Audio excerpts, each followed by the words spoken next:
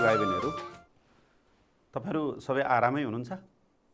हजुर, मलाई तपाईहरू आराम हुनुहुन्छ भन्ने कुरामा विश्वास छ र म पनि आरामै छु।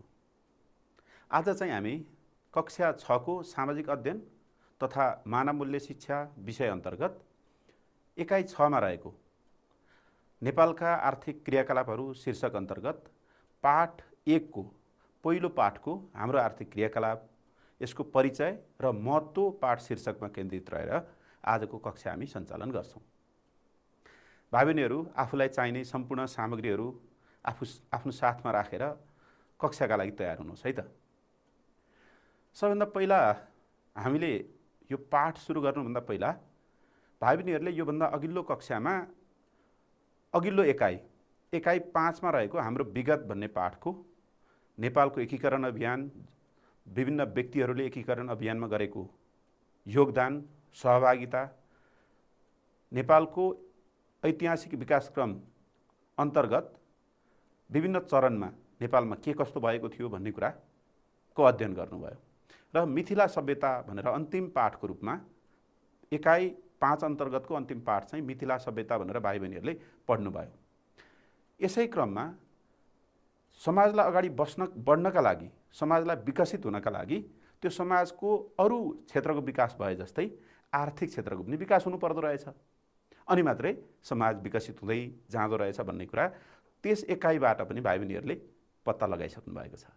आज चाहिँ हामी ती के कस्ता आर्थिक क्रियाकलापहरू हुन् जसले हाम्रो समाजलाई अगाडि बढाउन सहयोग गर्छ भन्ने विषयमा केन्द्रित रहेर आजको कक्षामा छलफल गर्नेछौँ।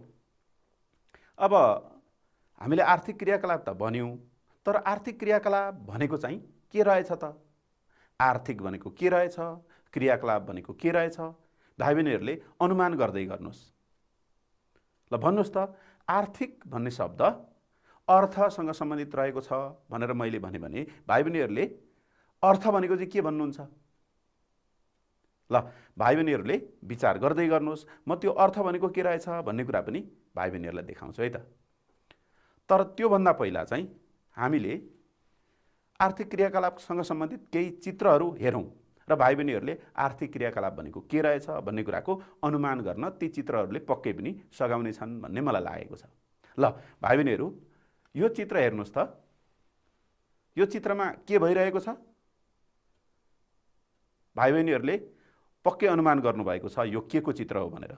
यी साना साना घर जस्तो, काठको बाकस जस्तो यो संरचना छ, यो चिजबिज छ, यो चाहिँ माउरीको घर हो। यहाँ माउरी पालन हुन्छ, यो भाइ बहिनीहरूले बुझ्नु भएको छ। माउरीबाट के पाउँछौँ हामीले? हो, माउरीबाट हामीले मह पाउँछौँ र यदि धेरै मह उत्पादन गऱ्यौँ, धेरै मह बनायौँ भने त्यो महलाई बजारमा लगेर बेचेर हामीले पैसा आर्जन गर्न पनि सक्छौँ। त्यस्तै यो के को चित्र हो? भाइ बहिनीहरू हेर्नुहोस् त, यो त जङ्गलमा पाइने चरा जस्तो देखिन्छ है। हो, यो कुनै समयमा हामीले जङ्गलमा पनि देखेको हो। यसको नाम चाहिँ कालिज हो। आजभोलि यो कालिजलाई घरमै पनि पालन गर्न थालिएको छ र यसलाई महँगो मूल्यमा बजारमा बेचिन्छ। यो महँगो मूल्यमा बिक्री हुन्छ र कालिज पालन गरेर पनि मानिसहरूले यसबाट आम्दानी, मनग्गे प्रशस्त आम्दानी गर्ने गरेका छन्। यो चित्र हेर्नुहोस् त। यो चित्र चाहिँ विभिन्न घरेलु सामग्रीहरू बनाएर बेच्न राखिएको चित्र हो। यहाँ चाहिँ भाइ बहिनीहरूले हेर्नुहोस् त, खुकुरी पनि यहाँ देखिन्छ, ठेकी जस्तो अरू के यी सामग्रीहरू पनि देखिन्छन्। यी चाहिँ व्यक्तिहरूले, मानिसहरूले आफ्नो घरमा घरेलु उद्योगको रूपमा यी सामानहरू उत्पादन गर्छन्, बनाउँछन् र विभिन्न व्यक्तिहरूलाई बेच्छन् र त्यहाँबाट आय आर्जन गर्छन्, पैसा कमाउँछन्। यसरी हेर्दा आर्थिक क्रियाकलाप भनेको के रहेछ भन्ने भाइ बहिनीहरूले अनुमान गर्नुभयो। यी सबै कुराहरू आर्थिक क्रियाकलापसँग सम्बन्धित छन्।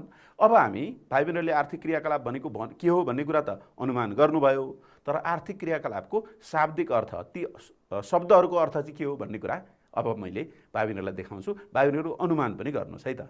सबैभन्दा पहिले भाइ बहिनीहरूलाई आर्थिक भनेको के रहेछ, कसरी आर्थिक बन्यो भन्ने कुरा भाइ बहिनीहरूलाई म देखाउँछु। हामीले आर्थिक भनेको के हो भनेका छौँ? आर्थिक भनेको अर्थसँग सम्बन्धित। अर्थ भनेको चाहिँ के त? फेरि अर्थ भनेको चाहिँ शब्दको अर्थ त पक्कै होइन, त्यो पनि एउटा अर्थ हो। तर अर्थ भनेको यहाँ हामीले भन्न खोजेको अर्थ चाहिँ शब्दको अर्थ नभई अर्थ भनेको सम्पत्ति, धन सम्पत्ति, पैसा जस्तो कुराहरू। अर्थ भनेको सम्पत्ति, अर्थ भनेको धन, पैसा यस्तो कुराहरूलाई चाहिँ हामी अर्थ भन्छौँ। अब आर्थिक भनेको अर्थसँग सम्बन्धित। अर्थसँग सम्बन्धित भनेपछि के पर्ने भयो त भनेको आर्थिक भन्ने बित्तिकै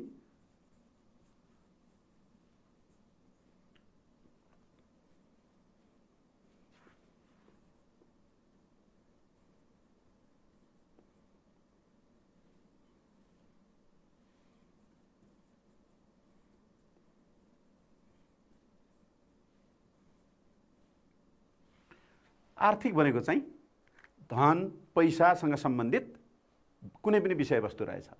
अहिले हामीले चित्रबाट जुन हेऱ्यौँ, हामीले यदि धेरै बनायौँ र बजारमा लगेर बेच्यौँ भने पनि हामीले धन पैसा नै आर्जन गर्ने रहेछौँ।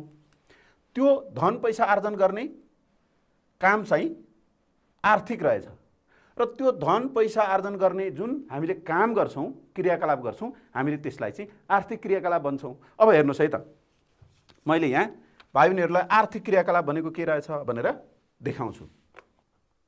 हेर्नुहोस् है, यो चाहिँ आर्थिक क्रियाकलाप, यसको अर्थ के हो भनेर, यो आर्थिक क्रियाकलापको अर्थ धन सम्पत्ति आय आर्जनका लागि गरिने कामहरू नै आर्थिक क्रियाकलाप हुन्।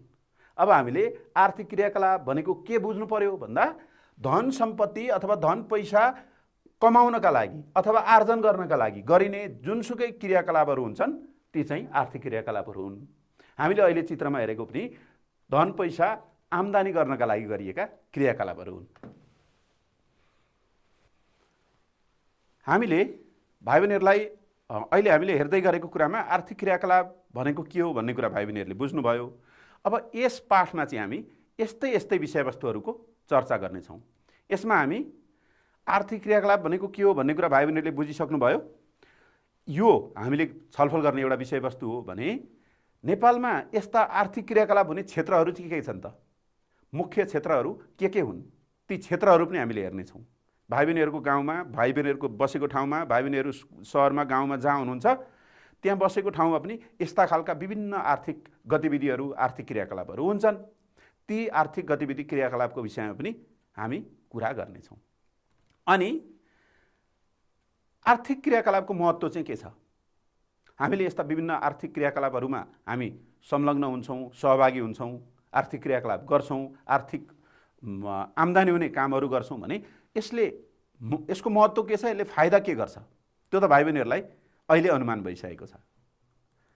र भाइ बहिनीहरूको बसेको ठाउँको वरपर के कस्ता आर्थिक क्रियाकलापसँग सम्बन्धित कामहरू हुन्छन्, के कस्ता आर्थिक स्रोत, आर्थिक आम्दानी हुने खालका स्रोत साधनहरू छन्, ती स्रोत साधनहरूको पनि हामी खोजी गर्नेछौँ, पहिचान गर्नेछौँ।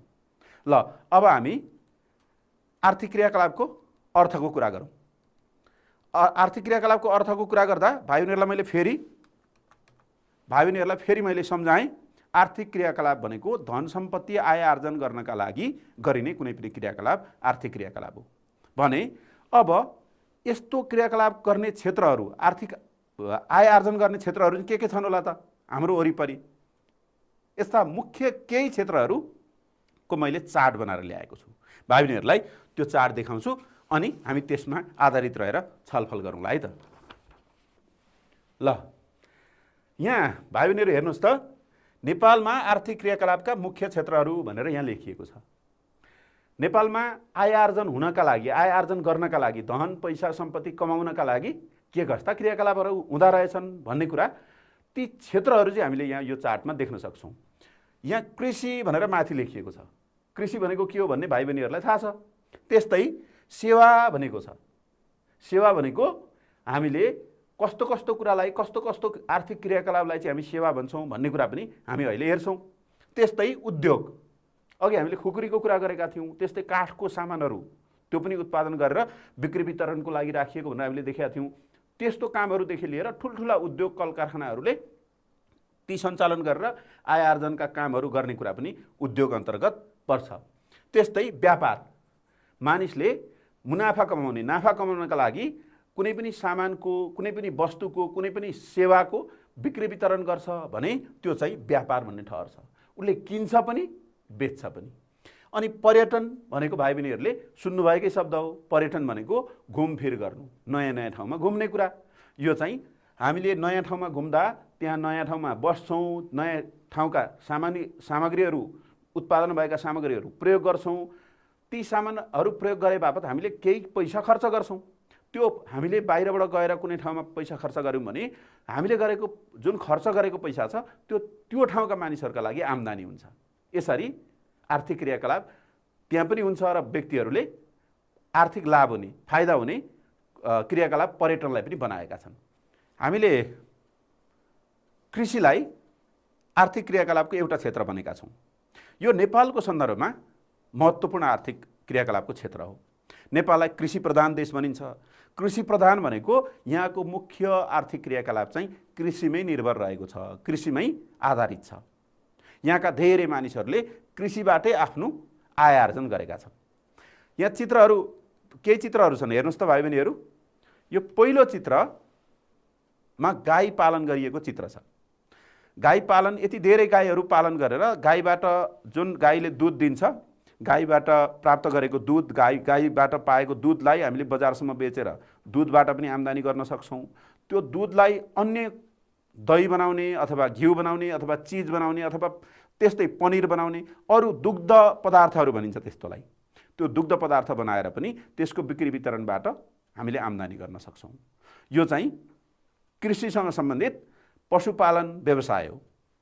कृषिका दुईटा मुख्य पाटा हुन्छन्, एउटा चाहिँ खेती, अर्को चाहिँ पशुपक्षी पालन। हामीले यसलाई पशुपक्षी पालन, कृषिको पनि पशुपक्षी पालन अन्तर्गत गाई पालनलाई लिन सक्छौँ। त्यस्तै हेर्नुहोस् त, यो चाहिँ हामीले अघि भनेको खेती। धान लटरम्मै पाकेको छ र यहाँ दुईजना महिलाहरू धान काटिराख्नु भएको छ। अब यो धान हामीले जुन खानाका लागि प्रयोग गर्छौँ, यहाँ धानबाट चामल निस्किन्छ, त्यो चामललाई हामीले खानाको रूपमा प्रयोग गर्छौँ। हो, यसरी धेरै धान फलेपछि आफूलाई खाने धान, आफूलाई पुग्ने धान राखेर बाँकी रहेको धान त बेच्ने हो। त्यसरी बेचेपछि पैसा आउँछ। त्यो पैसा आएपछि त्यसले चाहिँ हामीलाई आर्थिक क्रियाकलाप भएको भन्ने कुरा जनाउँछ। त्यस्तै यहाँ हेर्नुहोस् त, यो पहेँलो देखिएको छ नि, यो पहेँलो केको साना साना दाना जस्तो देखिन्छ। भाइ बहिनीहरूले पक्कै चिनिसक्नु भएको छ। यहाँ बोटमा पनि फलेको छ। भाइ बहिनीहरूलाई पक्कै यो कुरा मिठो लाग्छ। यो मिठो फल हो, यसको नाम सुन्तला हो। भाइ बहिनीहरूले चिनिसक्नु भएको छ। यो सुन्तला पनि धेरै सुन्तला फलेपछि यहाँ बिक्रीको लागि टिपेर सुन्तलाको बगानभित्रै सुन्तलाहरू यसरी राखिएको छ र यो चाहिँ बिक्री वितरणको लागि यहाँ राखिएको हो। जसले यो सुन्तला रोपेर फलाएर बिक्री वितरण गर्नुहुन्छ उहाँलाई आर्थिक लाभ हुन्छ, फाइदा हुन्छ। यसरी सुन्तला पनि हाम्रो एउटा फलफुल उत्पादन गर्ने एउटा कृषिको क्षेत्र हो। यसरी कृषिबाट हामीले धेरै आय आर्जन गर्ने गरेका छौँ। भाइ बहिनीहरूको पनि वरिपरि भाइ बहिनीहरू अहिले जहाँ हुनुहुन्छ आसपासमा पक्कै पनि केही न केही कुराहरू फलिरहेकै होला। यदि धेरै फल्यो भने त्यो कुरालाई बिक्री वितरणको लागि लगेर त्यहाँबाट हामीले आय आर्जन गर्ने गरेकै छौँ। हो, त्यो चाहिँ हाम्रो लागि आम्दानीको कुरा हो। कृषि एउटा आर्थिक क्रियाकलापको मुख्य क्षेत्र हो नेपालका लागि। अब अर्को हेरौँ है त, अर्को चाहिँ उद्योग। हामीले अघि उद्योगबाट उत्पादित केही सामग्रीहरूको कुरा हेरिसकेका छौँ। अब अन्य केही चित्रहरू हेरौँ है त। भाइ बहिनीहरू, यो चित्र हेर्नुहोस् त, यो त अत्यन्तै ठुलो उद्योग जस्तो लाग्छ, कारखाना जस्तो लाग्छ। यहाँ के सामान उत्पादन हुन्छ होला? यसो हेर्दा यो सिमेन्ट उत्पादन गर्ने कारखाना जस्तो देखिन्छ। यसले सिमेन्ट उत्पादन गर्छ र सिमेन्टलाई घर बनाउनका लागि, त्यस्तै अन्य संरचनाहरू बनाउनका लागि, भौतिक संरचनाहरू बनाउनका लागि, पुल भयो, त्यस्तै अन्य कुराहरू बनाउनका लागि हामीले यसलाई प्रयोग गर्छौँ। र यो चाहिँ ठुलो उद्योग हो। धेरै यस्ता ठुलो उद्योग हाम्रो देशमा धेरै उद्योगहरू छैनन्। हामीले धेरै चाहिँ विदेशबाट सामग्रीहरू, विदेशको उद्योगहरूमा उत्पादन भएका सामग्रीहरू ल्याउँछौँ। ठुलो उद्योग भन्दा पनि हाम्रो देशमा चाहिँ धेरै साना उद्योगहरू छन्। साना उद्योगहरू कस्ता हुन् त? हेर्नुहोस् है भाइ बहिनीहरू, यहाँ चाहिँ एकजना बुवा जस्तो देखिनुहुन्छ। उहाँले यो बाँस जस्तो देखिने तर यो निगालो भनिन्छ यसलाई। यो निगालोबाट डोको जस्तो केही सामग्री बनाउनु भएको छ। केही सामग्रीहरू बनाएर यहाँ तयार बनाएर राखिसक्नु भएको छ। हेर्नु त कति राम्रा सामग्रीहरू छन् यहाँ।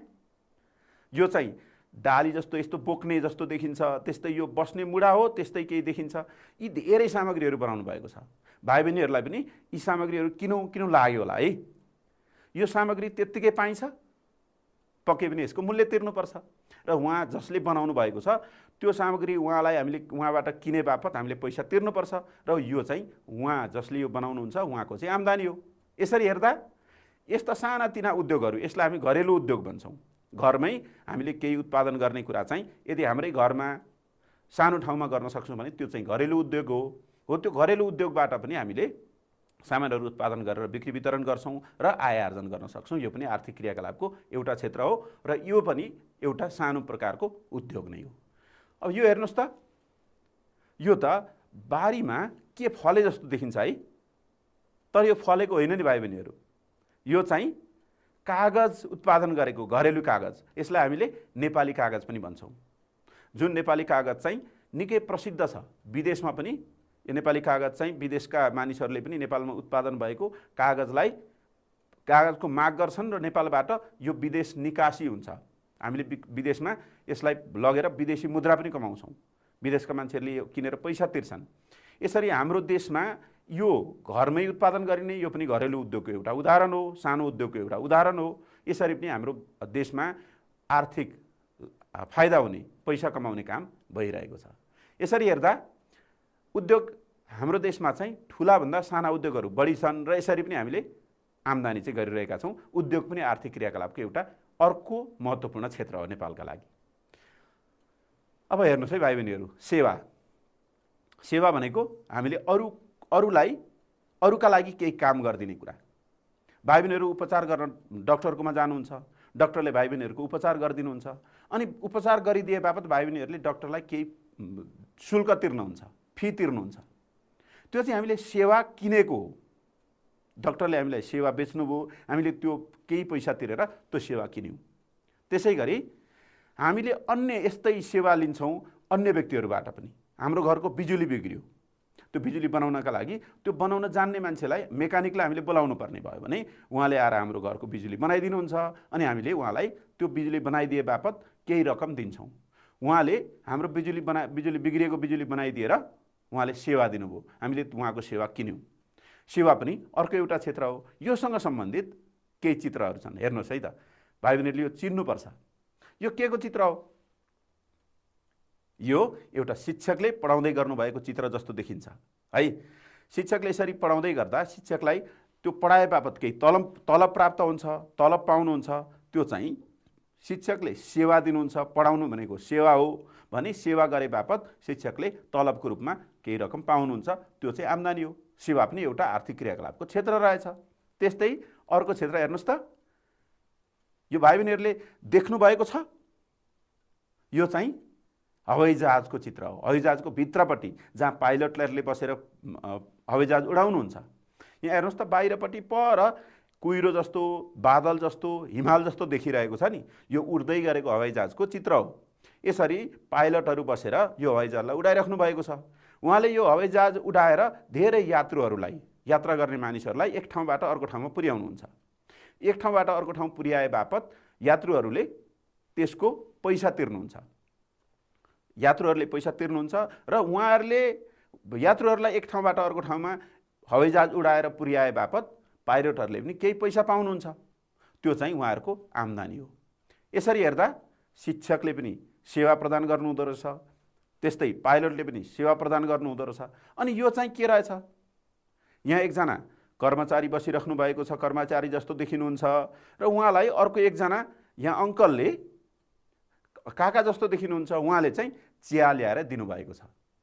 उहाँले जनताको काम गर्नुहुन्छ, उहाँ सरकारी कर्मचारी हो, सरकारले उहाँलाई नियुक्त गरेको छ र उहाँले जनताको विभिन्न सेवाहरू हामी लिन जान्छौँ सरकारी कार्यालयहरूमा, त्यो सेवा दिने काम गर्नुहुन्छ र उहाँलाई युवा दाइले अथवा काकाले उहाँलाई चिया दिएर सेवा गरिराख्नु भएको छ। एकजनाले जनतालाई सेवा दिइराख्नु भएको छ, त्यस बापत सरकारबाट उहाँले तलब लिइराख्नु भएको छ। अनि उहाँ चाहिँ उहाँहरूलाई सेवा गर्ने, उहाँहरूलाई सहयोग गर्ने सहयोगी हुनुहुन्छ, उहाँले पनि सेवा दिए बापत उहाँले पनि तलब पाउनुहुन्छ।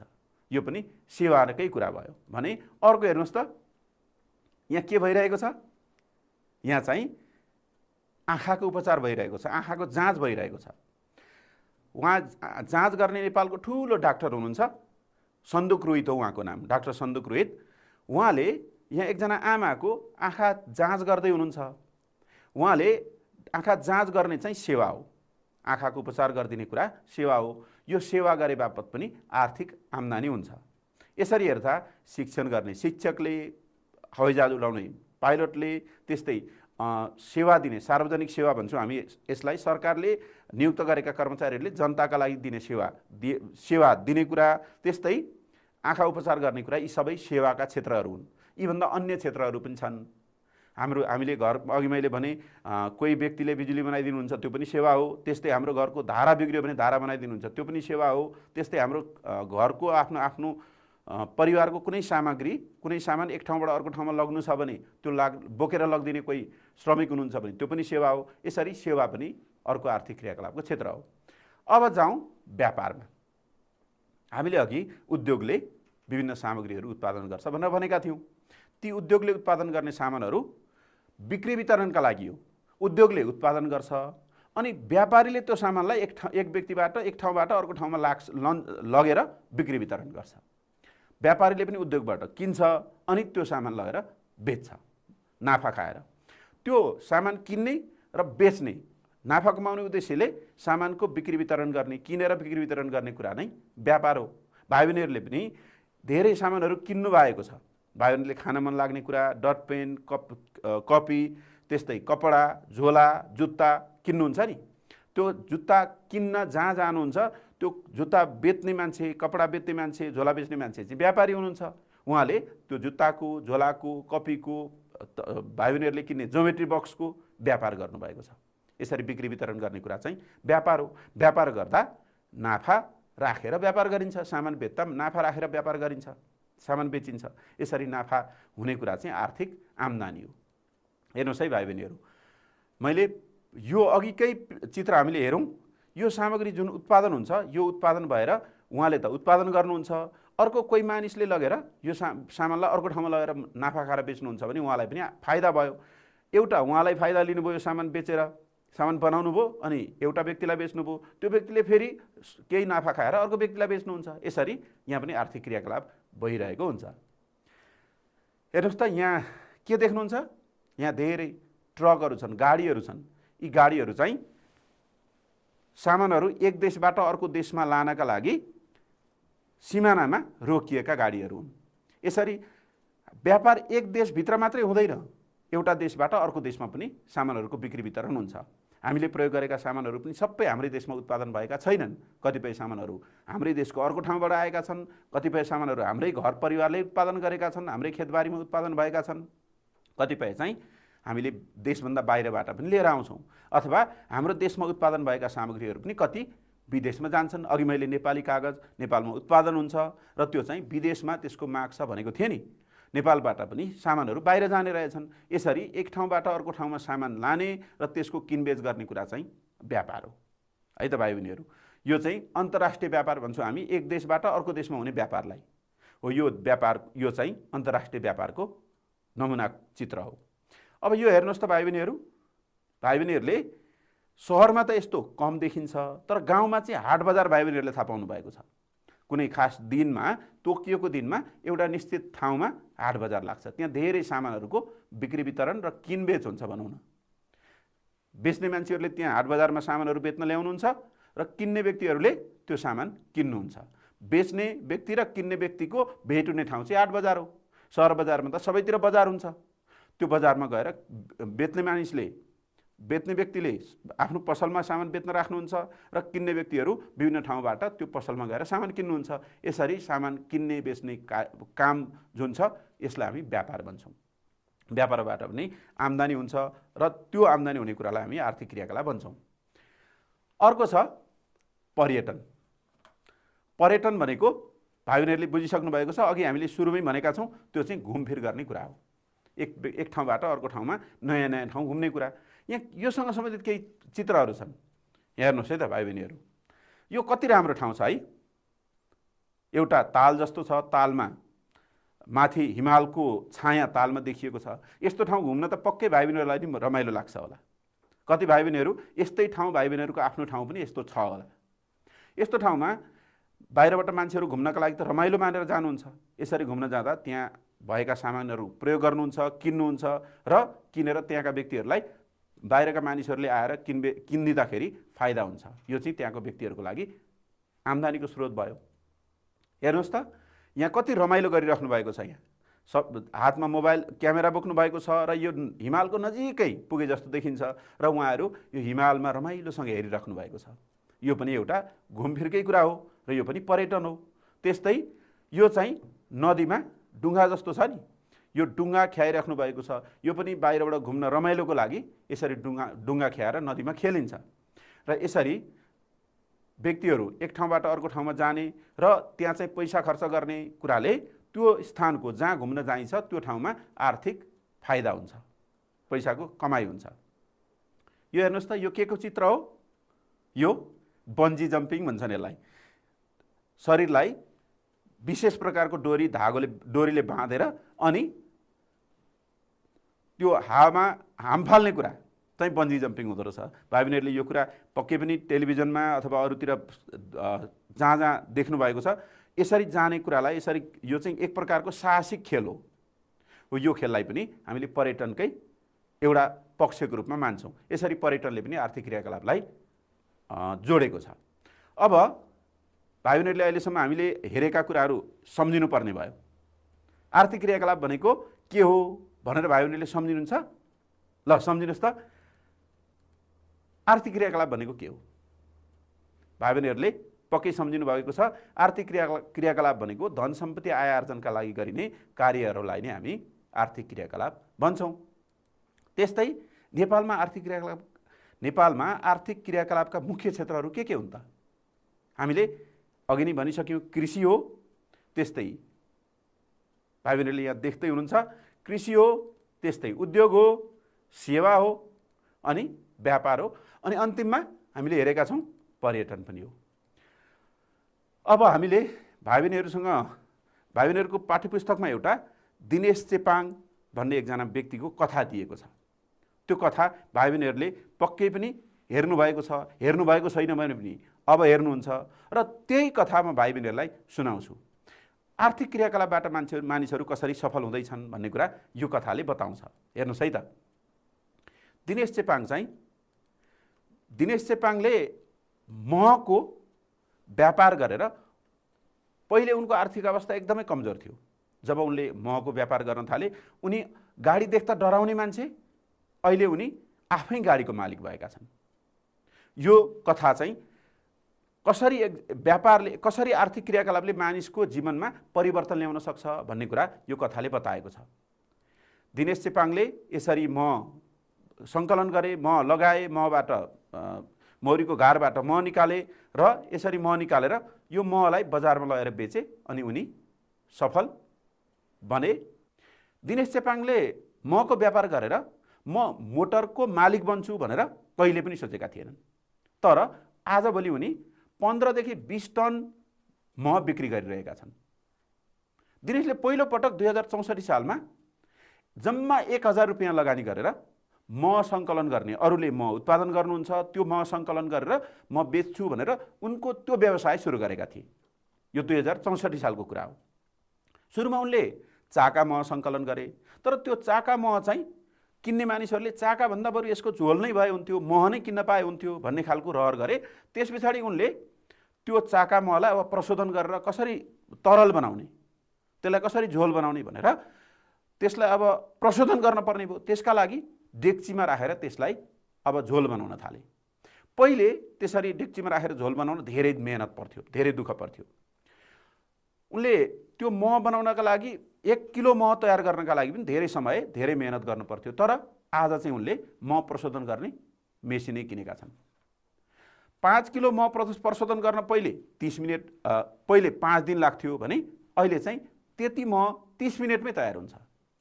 प्रविधिले गर्दा प्रविधिको सहायता लिएर उनले मह प्रशोधनलाई सहज बनाएका छन्, सजिलो बनाएका छन्। त्यसबाट भएको आम्दानीले अहिले दिनेशको मात्रै होइन, उनको परिवारको अवस्था पनि सुध्रिएको छ। उनका छोराछोरीहरू उच्च शिक्षा पढ्न सक्ने भएका छन्, उनले राम्रो ठाउँमा पढाउन सक्ने भएका छन्, छोराछोरीको शिक्षाका लागि, स्वास्थ्यका लागि राम्रै पैसा खर्च गर्न सक्ने हैसियत दिनेशले महको व्यवसायबाट बनाएका छन्।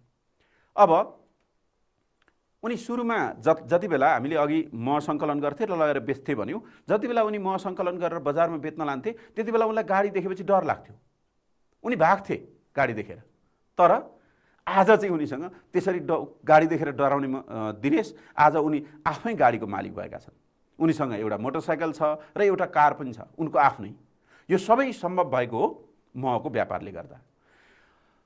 अब दिनेश यसरी सफल भएको देखेपछि दिनेशका गाउँका अरू 84 जना किसानहरूले पनि मौरी पालन गर्न सुरु गरे। उनीहरूले पनि अब दिनेश यसरी सफल भयो, उसको आर्थिक अवस्था राम्रो भयो भन्ने लागेर अरू 84 जनाले पनि दिनेशको जस्तै सफलता पाउनका लागि मह खेती गर्न थालेका, मौरी पालन गर्न थालेका छन्।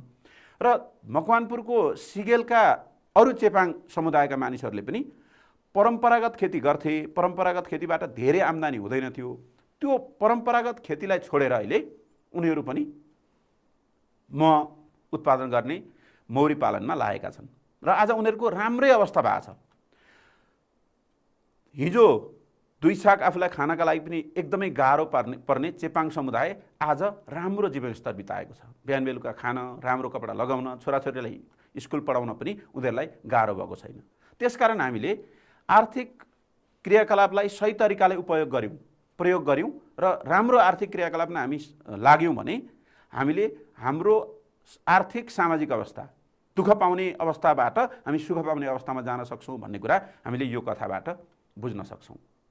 अब भाइ बहिनीहरूको पुस्तकमा दिएको अर्को कथा पनि छ, त्यो चाहिँ बोलिङटार बोजापोखरीका मानिसहरूको, स्थानीयहरूको कथा हो। पहिले उनीहरू घुम्नका लागि कावासोती भन्ने ठाउँमा जान्थे। गाउँमा मान्छेहरू आउँदैन थिए, बाहिरका मान्छेहरू। उनीहरू कहिलेकाहीँ पाहुना लाग्ने मानिसहरू मात्रै आउँथे, किनभने उनीहरूको गाउँमा घुम्न पर्ने ठाउँ नै के थियो र? उकालो बाटो अनि अप्ठ्यारो ठाउँ छिचोल्दै मान्छेहरू आउनका लागि त सजिलो थिएन।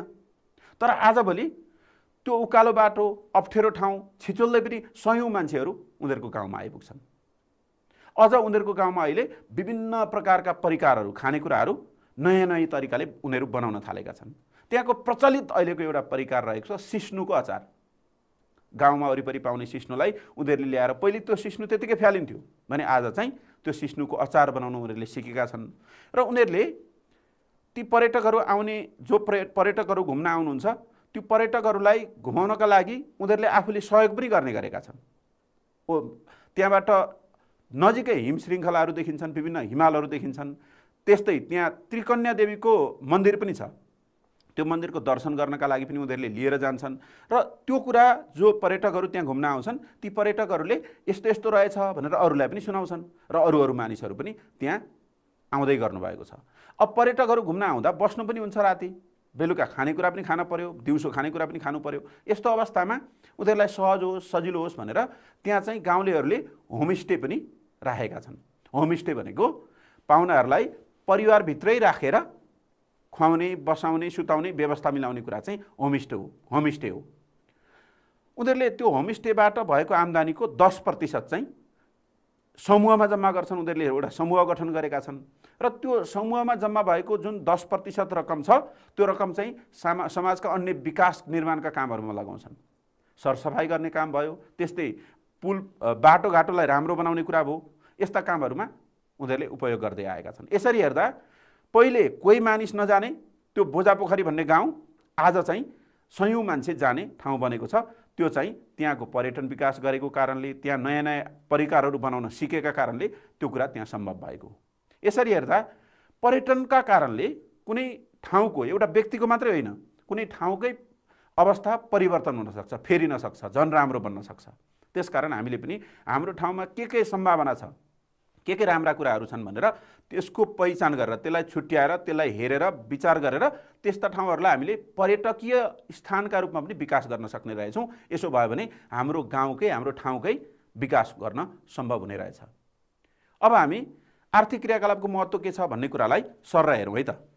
आर्थिक क्रियाकलाप किन चाहिन्छ भन्ने कुरा भाइ बहिनीहरूले यति हेरिसकेपछि बुझिसक्नु भएको छ। अब हामीले यहाँ एउटा रुखमा आर्थिक क्रियाकलापको महत्त्वलाई यसरी हेरौँ। आर्थिक क्रियाकलाप भयो भने आम्दानी वृद्धि हुन्छ, भाइ बहिनीहरूले यो कुरा बुझिसक्नु भएको छ। जसरी अहिले हामीले पर्यटनको विकास गरेर आम्दानी गरेर गाउँ सुध्रियो, गाउँ राम्रो भयो भन्यौँ, त्यस्तै दिनेशको कथा पनि आर्थिक वृद्धि भएको छ महको व्यापारले गर्दा। रोजगारीका अवसरको वृद्धि हुन्छ। हामीले होमस्टेको कुरा गर्दै गर्दा त्यहाँ पकाउने बनाउने सबै मान्छेहरू, धेरै मानिसहरू संलग्न हुनुभएको छ र त्यसले गर्दा रोजगारी पनि प्राप्त भएको छ। मानिसहरूको जीवनस्तर सुधार हुन्छ। भाइ बहिनीहरूले दिनेशकै उदाहरण हेर्नुहोस् न, उसको अवस्था हिजो कस्तो थियो र आज कस्तो छ। विकासमा सहयोग पुग्छ। हामीले अहिले पछिल्लो पटक हेरेको जुन गाउँमा मोटर बाटो बन्ने, विकास निर्माणका कामहरू हुने भन्ने कुरा छ, यसले पनि यो पनि आर्थिक क्रियाकलापकै कारणले सम्भव भएको हो। देशको राष्ट्रिय आम्दानीमा वृद्धि हुन्छ। यदि आर्थिक क्रियाकलापहरू बढ्दै गयो भने ती आर्थिक क्रियाकलाप बढेपछि त मान्छेले आम्दानी गर्दा जति आम्दानी बढी गर्छ त्यति नै बढी कर पनि राज्यलाई तिर्न पर्छ। त्यो आर्थिक क्रियाकलाप बढी हुँदा राज्यलाई कर पनि थपिँदै जान्छ। त्यसले राज्यको, देशको आम्दानी विकास हुन्छ, वृद्धि हुन्छ, थपिन्छ।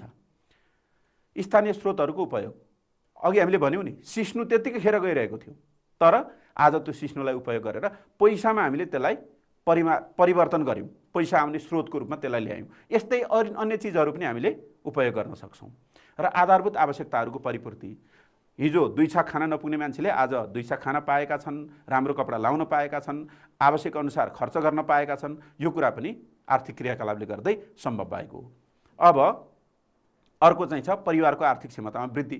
यो व्यक्ति मात्रै होइन, परिवारलाई पनि यसले सहयोग गर्छ र समुदायलाई, समाजलाई पनि यसले राम्रो प्रभाव पार्छ, सहयोग गर्छ। आर्थिक हिसाबले विकास हुन्छ, राम्रो हुन्छ।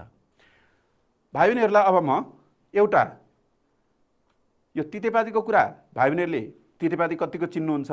यो तितेपाती पनि यस्तै उपयोगी चिज हो। अघि हामीले सिस्नु भने जस्तै, त्यस्तै हाम्रो ठाउँमा तितेपाती, निम लगायत अन्य कुराहरू पनि छन् जुन कुरा आज हामी त्यत्तिकै ती नाश भएर गइरहेका छन्। यस्ता चिजहरूलाई पनि उपयोग गरेर हामीले आर्थिक रूपमा लाभ लिन सक्छौँ, फाइदा लिन सक्छौँ। त्यस्तै हामीले फ्याल्ने, त्याग्ने कुराहरू पुराना हुन्छन्, कपी किताबहरू फ्याल्ने, त्यस्तै अन्य बोतलहरू फ्याल्ने कुराले हाम्रो वातावरण पनि बिग्रेको हुन्छ। त्यसलाई उपयोग गरेर हामीले विभिन्न खेलौनाहरू बनाउने कुरा पनि हामीले बनाएर बिक्री वितरण पनि गर्न सक्छौँ। हाम्रो वरिपरि भएका जे जति चिजबिजहरू छन् ती चिजबिजहरूलाई उपयोगी बनाउन कसरी सकिन्छ भनेर भाइ बहिनीहरूले सोच्नु होला र त्योसँग सम्बन्धित यो तितेपातीबाट कसरी फाइदा हुन्छ भन्ने कुरा यो भाइ बहिनीहरूले यो लिङ्कबाट खोज्नुभयो भने यो लिङ्कबाट त्यो तितेपातीको उपयोग सम्बन्धी कुराहरू पनि भाइ बहिनीहरूले थाहा पाउनुहुन्छ। ल अब भाइ बहिनीहरूको वरिपरि रहेका के कस्तो, जस्तै हामीले तितेपातीको कुरा गऱ्यौँ, निमको कुरा गऱ्यौँ, सिस्नुको कुरा गऱ्यौँ, यस्तै के चिजबिजहरू भाइ बहिनीहरूको वरिपरि छन् ती चिजबिजहरू खोजी गर्नुहोस् र यसरी लेखेर भाइ बहिनीहरूले राख्नुहोस् र आफ्नो घरको अभिभावकलाई र शिक्षकहरूलाई देखाउनुहोस् र भाइ बहिनीहरूले ती चिजबिजहरूलाई उपयोग गरेर हामीले फाइदा लिन सक्छौँ भनेर अरूलाई पनि सम्झाउनुहोस् है त। ल आजलाई हामीले नेपालमा भएका आर्थिक क्रियाकलापको अर्थ र परिचय, त्यस्तै आर्थिक क्रियाकलापका क्षेत्रहरू र आर्थिक क्रियाकलाप किन महत्त्वपूर्ण छ भन्ने विषयमा केन्द्रित रहेर चर्चा गऱ्यौँ। आजलाई यति नै। भाइ बहिनीहरूसँग फेरि भेट हुने नै छ। नमस्कार।